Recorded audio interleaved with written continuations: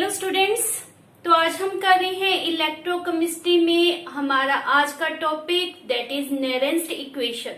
नेरेंस्ट equation की जरूरत क्यों पड़ी? What is the necessity of Nernst equation?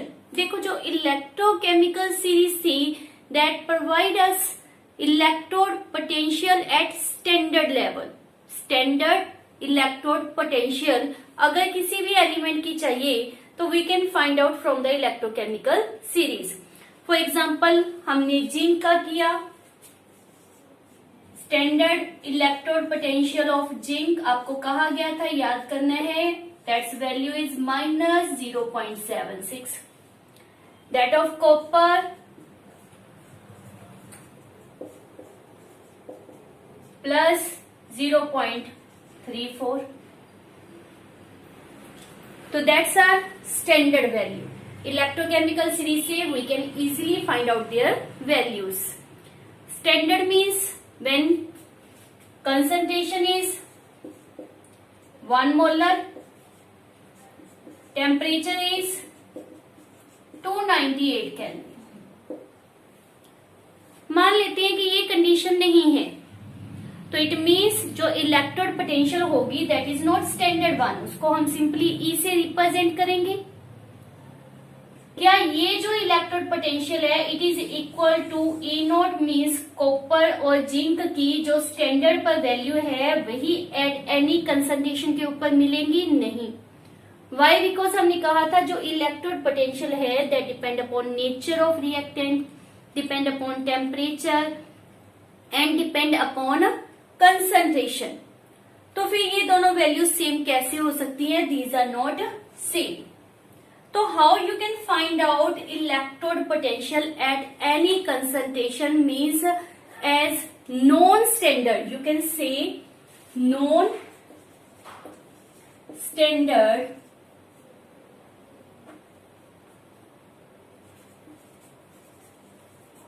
Electrode potential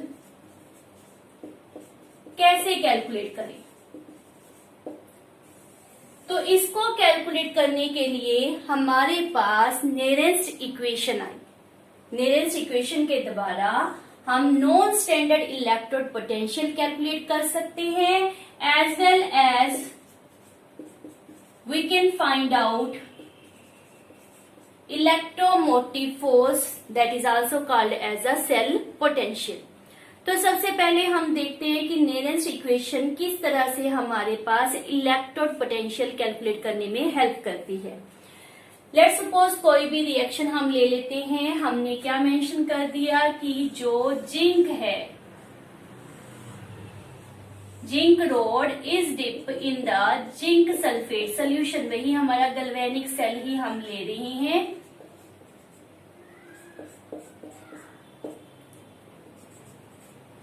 लेकिन अब हमारे पास नाइदर द कंसंट्रेशन 1 मोलर है और ना ही टेम्परेचर 298 केल्विन है। तो इस केस में जो इलेक्ट्रोड पोटेंशियल होगी उसको हम सिंपली क्या नाम देंगे? ई का। ई हमने पता करनी है। ई नोट हमें पता होती है, जिंक की ई नोट हमें पता है। हमने आपको पहले भी रेफर किया है कि जो भी इलेक्ट्रोड पोटेंशियल होगी वो हमने रिडक्शन इलेक्ट्रोड पोटेंशियल लेनी है। इसीलिए वेदर ये ऑक्सीडेशन में जा रहा है, लेकिन मेरे पास जो स्टैंडर्ड वैल्यू है जो हमने पहले से ही किया हुआ है कि फॉर अवर फैसिलिटी हमने ऑक्सीडेशन पोटेंशियल और रिडक्शन पोटेंशियल में से किसको चूज कर लिया? रिडक्शन पोटेंशियल को। तो यहाँ पर जो भी हमने ये पोटेंशियल रिप्रेजेंट की है ये कौन सी है? It's reduction potential. ये आपके दिमाग में डाउट नहीं होना चाहिए। तो I am simply representing metal that takes electron because इसने रिड्यूस होना है and change into the metal. वो मे बी जिंक हो सकती है, कॉपर, सिल्वर, मरकरी, कोई भी मेटल हो सकती है। तो रिएक्शन इक्वेशन क्या है हमारे पास? Electrode potential at any concentration which is represented by E equal to electrode potential under the standard condition minus R T upon N F. R universal gas constant होता है, T temperature F Faraday constant, और यहाँ N क्या है, number of electron, कितने electrons exchange किए गए हैं, लिए गए हैं या दिए गए हैं, जो कि हमारे पास रिडक्शन में रिप्रेजेंट किए गए हैं, मीन्स गेन ऑफ इलेक्ट्रॉन के फॉर्म में शो किए गए हैं। तो these are RT/NF, ln that is the natural logarithm, जिसको लोग E भी रेफर करते हैं। This is what molar concentration of metal upon molar concentration of metal ion. अगर इसको इससे कंपेयर करते हो तो आपको ये क्या मिल रहा है, that is product over reactant. तो ये मैंने क्या लिखा है, प्रोडक्ट ओवर रिएक्टेंट। माइंड में रखो कि स्क्वायर ब्रैकेट ही लगानी है, बिकॉज आप किससे डील कर रहे होते हो, मोलर कंसंट्रेशन से। नेक्स्ट, इसको थोड़ा सा इजी फॉर्म में कन्वर्ट कर रही हैं, ये वही टर्म रेफर कर दी। अब नेचुरल लॉगरिथम या लॉग ई को अगर हमने लॉग 10 में कन्वर्ट करना है तो उसका हमारे पास मेथड क्या होता है, that is equation multiply with the 2.303। तो हमने क्या किया, नेचुरल लॉगरिथम की जगह log 10 पुट किया, इसलिए हमने इसको किससे मल्टीप्लाई कर दिया, विद द 2.303। तो ये इक्वेशन आप नॉर्मली यूज करते हो, ये आपने दिमाग में रखनी है। इसको और इजी किया गया, क्यों, क्योंकि हमारे पास जो कांस्टेंट है, वेदर वो R लिखा है, वेदर वो टेम्परेचर लिखा है, वेदर F लिखा है, तो उनकी वैल्यू तो फिक्स ही है। अब हर टाइम हमने न्यूमेरिकल करना है, जब इनकी वैल्यूज हमें पता है तो ऑलरेडी इनको पुट करके कुछ इजी इक्वेशन बनाई जाए, तो वही हमने किया। R उसकी वैल्यू 8.314 जूल पर केल्विन पर मोल होती है, ये आपको पता ही है। तो R की वैल्यू ये पुट कर दी। टेम्परेचर हमने स्टैंडर्ड का, दैट इज 298 केल्विन, केल्विन में ही लेना है। F फैराडे कांस्टेंट, जिसकी वैल्यू कितनी होती है, 96500, ठीक है, एग्जैक्ट वैल्यू 96498 होती है। हमने इजी करने के लिए क्या रेफर कर दिया, 96500 कूलम्स। तो इन सब की हमें वैल्यूज पता थी। ये n वेरिएबल है, जैसे जिंक वाले केस में 2 है, सिल्वर वाले केस में 1 है, किसी केस में 3 हो सकता है, तो वो वेरिएशन आती रहेंगी, इसलिए हम n की वैल्यू नहीं पुट करें। तो हमने जब इन सबको मल्टीप्लाई किया बाय पुटिंग द वैल्यूज, हमारे पास क्या आ गया, 0.0591। सिंपली क्या रेफर कर सकते हो, 0.059, इतना याद कर लो, अपॉन n। तो ये हमारा थोड़ा सा इजी होकर इस फॉर्म में कन्वर्ट हो जाएगा। तो हमारी क्या टर्म बन गई, E equal to E0 minus 0.059 upon n log, that is log 10 upon molar concentration of product, log molar concentration of product upon molar concentration of reactant. Now next, that is important कि जो molar concentration of product या हमने molar concentration of metal refer की है, वो whether pure metal है, whether वो pure liquid है, वेदर वो गैसियस है, उन सब में इसकी वैल्यू क्या होती है, 1। इसकी वैल्यू क्या होती है, 1। तो इसको भी लिखने की बार बार जरूरत नहीं होगी, इसको भी हम इजी कर देते हैं। तो हमने इक्वेशन को बहुत सिंप्लीफाई करके क्या बना दिया, हमारे पास सिंप्लीफाई होकर इक्वेशन बन गई E metal ion oblique metal E0 0.059 upon n log 1 upon mn positive. ये हमारे पास in the simple form Nernst equation for single या you can say for electrode potential आ जाएगी। पुट करके देख लेते हैं किसी क्वेश्चन में हमारे पास किस तरह से इसको यूज किया जाता है। लेट हमारे पास कह दिया गया कि कॉपर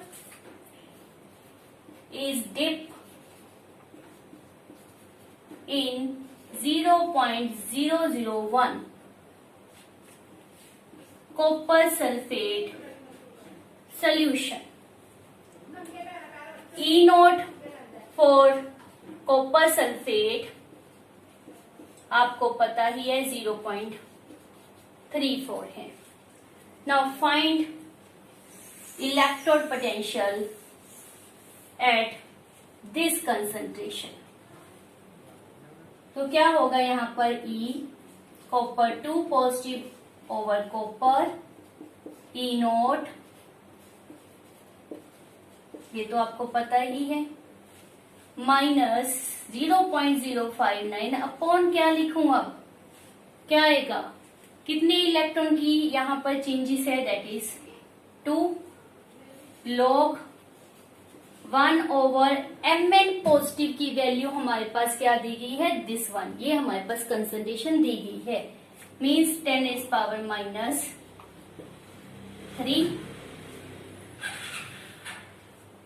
फर्दर इसको सॉल्व करते हैं, क्या आएगा हमारे पास, इसको E ही कर देते हैं सिंपली, ये 0.34 माइनस 0.059 अपॉन 2, इसको आप ऊपर लेकर जाओगे 10⁻³ आ जाएगी, उसको कैसे सॉल्व करना होता है, 3 आपका आगे आ गया, log 1 की वैल्यू आपको पता है 1 होती है, पता है ना, log 10 की वैल्यू क्या होती है, 1 होती है, तो 1 आ जाएगी, उसको हम ना लिखें, पता ही है आपको, इसको हमने सॉल्व करना है, जो इसको सॉल्व करके आ जाएगा दैट इज योर आंसर। तो ये आप इजीली कर लोगे सॉल्व, ये आप पर छोड़ा कि आप सॉल्व करते हो या नहीं, मार्क्स फुल चाहिए या कम चाहिए। Like this by the nearest equation electrode potential आपने कॉपर की कैलकुलेट कर ली एट एनी कंसंट्रेशन। अब इस फॉर्मूले को और आगे ले जाते हैं, हमने क्या किया, nearest equation for the electrode potential, अब हम करते हैं नियरेस्ट इक्वेशन फॉर EMF। तो ये इक्वेशंस नोट कर लो, ये हमारे पास फर्स्ट दी गई थी, उसको थोड़ा सा इजी बनाकर हमने ऐसे लिख दिया, उसको और इजी बनाकर हमने यहां तक पहुंच जाना है। जब हमने EMF के लिए रेफर करना है तो EMF के लिए फार्मूला क्या था आपके पास, वो सोचो, क्या फार्मूला था, फार्मूला था E cathode minus E anode, तो वो हम पुट करें, हमारे पास फार्मूला दिया गया E सेल, इलेक्ट्रोमोटिव फोर्स को सेल पोटेंशियल कहते हैं, E सेल हम लिख देंगे, E cathode minus E anode, clear है ये दोनों टर्म, कैथोड माइनस एनोड। तो मेटल लिखने की जगह हम कोई सिंपल सा रिएक्शन सपोज कर लेते हैं, हमने क्या रिएक्शन लिया, वही हमारा इलेक्ट्रोकेमिकल सेल जिंक कॉपर का, zinc copper 2 positive, zinc 2 positive copper, यहां ऑक्सीडेशन, सो ये हमारा क्या है एनोड, और यहां रिडक्शन, तो ये हमारा क्या है कैथोड। तो अब हमने ऊपर दिए हुए फार्मूले में इसको पुट करना है, ये आपके पास किस तरह से क्वेश्चन आता है कि derivation of Nernst equation for E cell, ये हम डेरिवेशन कर रहे हैं, तो इस फार्मूले में पुट करने के लिए मुझे E कैथोड और E एनोड की वैल्यू चाहिए। तो सबसे पहले E कैथोड मीन्स रिडक्शन के ऊपर मेरे पास क्या लाई कर रहा है, दैट इज कॉपर, तो किस तरह से रिप्रेजेंट करेंगे, E copper equals to E naught for copper minus 0.059 upon n ही लिख दें। हमें पता है 2 है, लेकिन फॉर अ जनरल इक्वेशन में n ही पुट कर रही हूं। log 1 कॉपर 2 पॉजिटिव, ये क्लियर है, ये हमारी रेड्यूस होकर इक्वेशन बनी थी। ई एनोड, अब वहां पर वेदर ऑक्सीडेशन है, आपने इसी फॉर्म में इसको लिखना है, ये दिमाग में रखो। कई बार बच्चे यहाँ पर गलत लिख देते हैं, जिसके कारण डेरिवेशन सॉल्व नहीं होता, तो हमने ये भी लिख दिया। अब ये फार्मूला इनफैक्ट हमारे पास था स्टैंडर्ड के लिए, और हमने इसको यूज किया है फॉर एनी कंसंट्रेशन के लिए। तो ई सेल निकालने के लिए अकॉर्डिंग टू दिस यहां पर ई कॉपर, सॉरी यहां पर कुछ नहीं आएगा, ई जिंक, ये हमारे पास आ जाएगी टर्म। पुट द वैल्यू, तो ये वाली वैल्यू हम पुट कर रहे हैं। फर्स्ट ऑफ ऑल यहां पर क्या आ जाएगा, ई नोट, सारी एज सच मैं वैल्यू पुट कर रही हूं। आपकी मर्जी है, आपने यहाँ पर आप सेटिस्फाई नहीं हो रही तो n की जगह 2 पुट कर लो, कोई प्रॉब्लम नहीं है, हम बाद में रेफर कर देंगे। 2 stand for the number of electron, तो जनरल एक्सप्रेशन के लिए n बाद में यूज कर लेंगे। माइनस ई नोट, ये क्लियर है, ये टर्म माइनस में लिख दी। अब ये सारी चीज वेदर आप ऐसे कर लो, पहले ब्रैकेट में ले लो ताकि आप कंफ्यूज ना हो।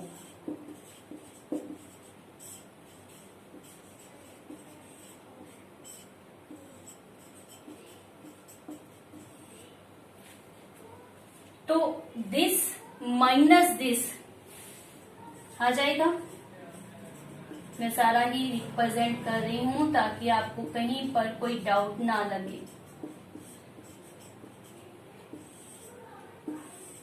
नेक्स्ट ये माइनस की टर्म है, ये प्लस वाली टर्म हो जाएगी जब आपका ये माइनस अंदर जाएगा। मैंने माइनस वाला कॉमन निकाल लिया, दैट इज 0.059 ओवर n, इसको कॉमन निकाल लिया।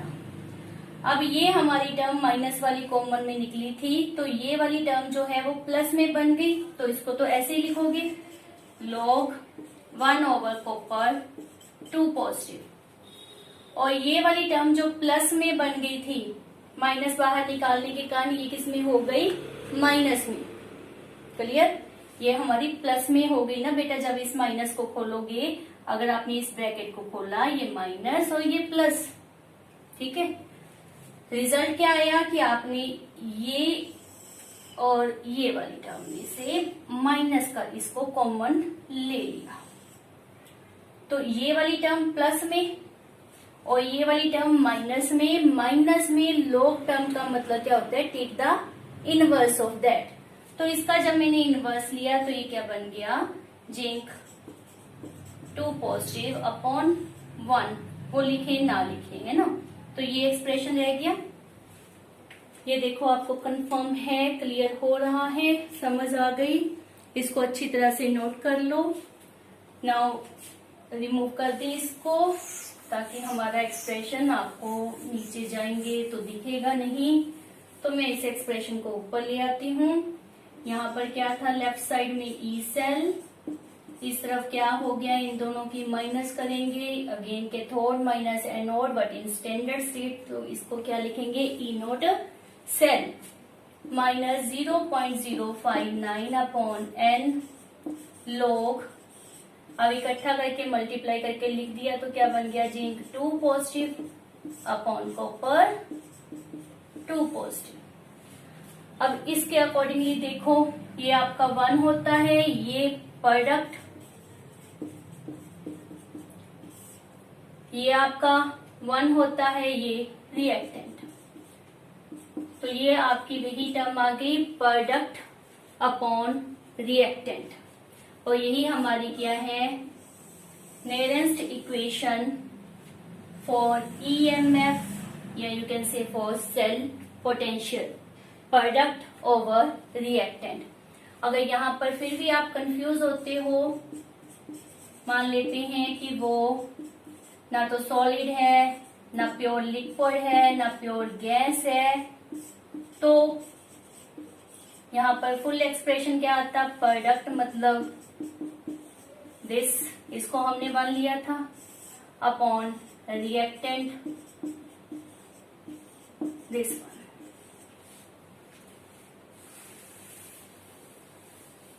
Product over reactant.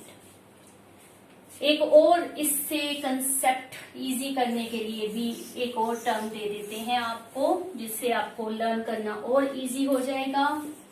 E cell, E naught cell minus 0.059 upon N log Q. Now what's this Q? It is reaction constant, जो किसके इक्वल होता है? Molar concentration of product upon molar concentration of react. इसको और better करना है तो आप यहाँ पर इसकी फिजिकल स्टेट भी दे सकते हो. आपको पता है ये मेटल है, so physical state is solid and this one is the aqueous in state. तो क्यों क्लियर है? Reaction constant that is product of concentration, molar concentration upon reactants molar concentration. एक और टर्म की लेट हमारे पास पूछा गया है, give the nearest equation for equilibrium reaction. तो क्या होगा? तो किस तरह से हम एक्सप्रेस करेंगे? लेट, ये हो चुका है नोट, कर दे इसको रफ ताकि हमें लिखना थोड़ा सा इजी हो जाए. यही इक्वेशन ले लें हम, और यहाँ पर हम क्या सपोज कर लेते हैं कि भैया यहाँ पर क्या है? इक्विलिब्रियम. ठीक, तो क्या होगा हमारे पास? E cell, E naught cell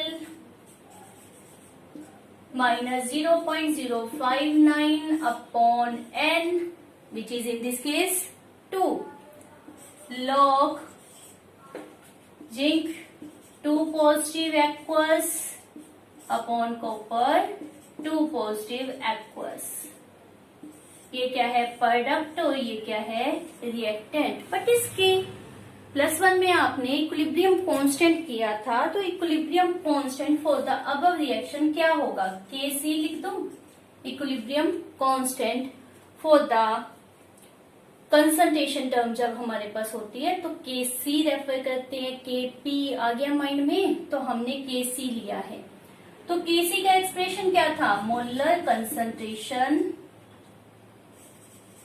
of product over molar concentration of reactant. It is better said as product of molar concentration of product upon product of molar concentration of reactant. मतलब जितने भी product है उनकी गुना करके ऊपर और जितने भी रिएक्टेंट है उनकी मल्टीप्लाई करके नीचे. तो शॉर्टकट में मैं यही टर्म यूज कर रही हूँ. समझ आ गई ना आपको?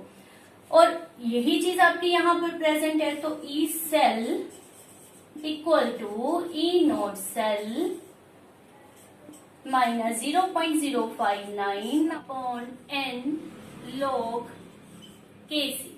ये हमारे पास एक्सप्रेशन आ जाएगा. जितनी Kc की वैल्यू आपके पास हाई दी है, इट मीन्स क्या होगा कि रिएक्शन अप्रोक्सीमेट कंप्लीट होने वाला है. By because product over reactant means product ज्यादा बन गए हैं. It means reaction is just near to the completion. So this is all about Nernst equation. Last में एक बार और थोड़ा सा रिवाइज कर लेते हैं. जर्नल टर्म में हम इसको लिख कर देखते हैं. हमारे पास लेट कोई जर्नल इक्वेशन है A plus B convert into the x plus y. ये मैंने इसलिए लिखा है ताकि आपके पास कोई स्टैक्योमेट्रिक टर्म्स हो तो आपने उसको किस तरह से रिप्रेजेंट करना है वो भी आप समझिए। तो हमारे पास नियरेस्ट इक्वेशन थी E cell, E naught cell minus 0.059 upon N stand for number of electron log.